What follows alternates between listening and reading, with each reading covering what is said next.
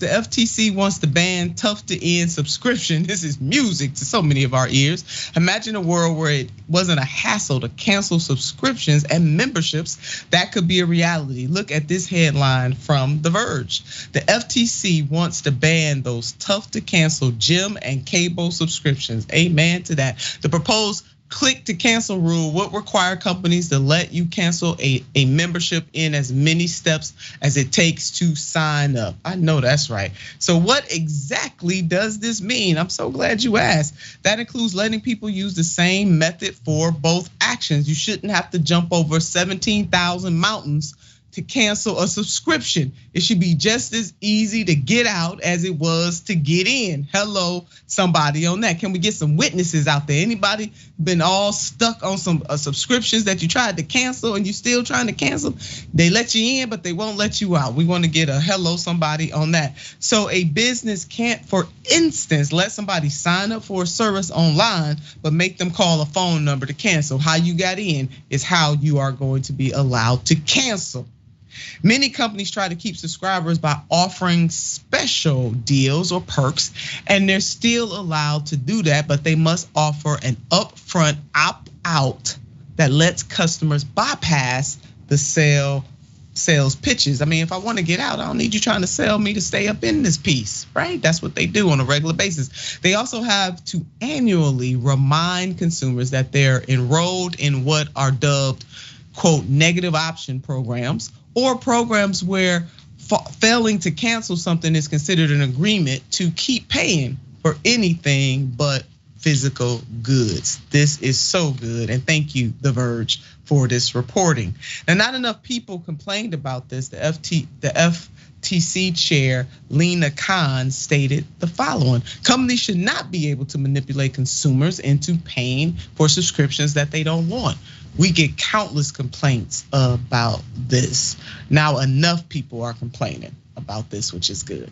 These complaints come from various different companies. Here are a few. Complaints come from Amazon Prime, the New York Times, gym memberships, and cable services. These are the types of services that people are complaining about. They call these methods roach motel methods. Among other incidences last year, this headline, Vonage to pay 100 million to settle junk fee allegations. Last year, the FTC put out a policy statement promising to go after companies deploying dark patterns and hidden fees. Good for you, FTC. The good news, a formal ban sets a codified standard for what's unlawful and gives the FTC more flexibility to demand restitution. And that is what the people need and deserve, restitution. The agency can recover around $50,000 per individual violation of a consumer's rights. And consumer lawsuits can recover damages for lost funds and potentially wasted time, because absolutely your time is money. Yasmin, this is some really, really good news. This whole story is like triggering me as you were telling the story.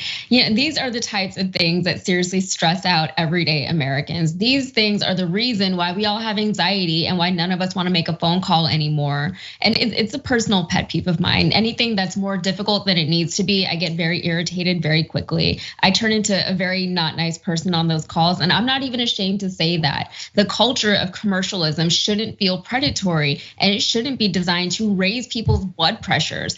Nobody wants to live in a world like that, and yet here we are. But these companies get away with these tactics because no one tells them they can't, and because there's hardly ever any meaningful competition anymore to ensure that companies are actually putting the needs of their customers first. So they toe a line of legality so that they're not technically doing anything wrong with their predatory tactics. They're just streamlining their marketing, or they're just optimizing their operations for efficiency. And it's very easy for companies to roll out unpopular policies because they're not the ones who will have to relay those policies directly to the customers. We don't talk about those customer service reps enough who are at the front lines of these fights that they're having with the customers. They send in their employees to fight with these customers, and they don't get paid nearly enough money to do that. Anyone who's ever worked in retail or customer service can tell you that. I, for one, am all for civility and sanity and commerce, and I would like to see some of that. Yeah, I agree with you, Yasmin. I'm triggered too. I mean, I remember those days as a much younger person getting my first Bally's, a fitness Oh center my God. membership, and it was so hard to get out of that. They go after you, they try to mess up your credit, everything. Like they have the upper hand, and they really do bully people. And to know that those tactics are still going on across various sectors is ridiculous. And I'm really glad that the FTC is clamping down on these types of, as you laid out, predatory practices, because they are.